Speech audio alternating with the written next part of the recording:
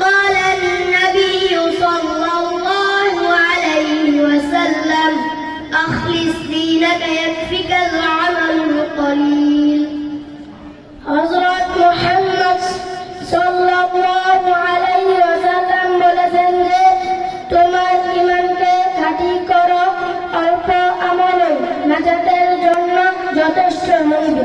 The Prophet Muhammad sallallahu alayhi wa sallam said that man who said a few deeds will suffice to salvation.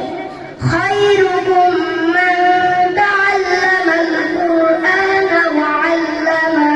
তোমাদের মধ্যে সর্বোত্তম ওই ব্যক্তি যে কোরআন শিক্ষা করে এবং শিক্ষা দেন। The best person among you is the one who learns and teaches the Holy Quran.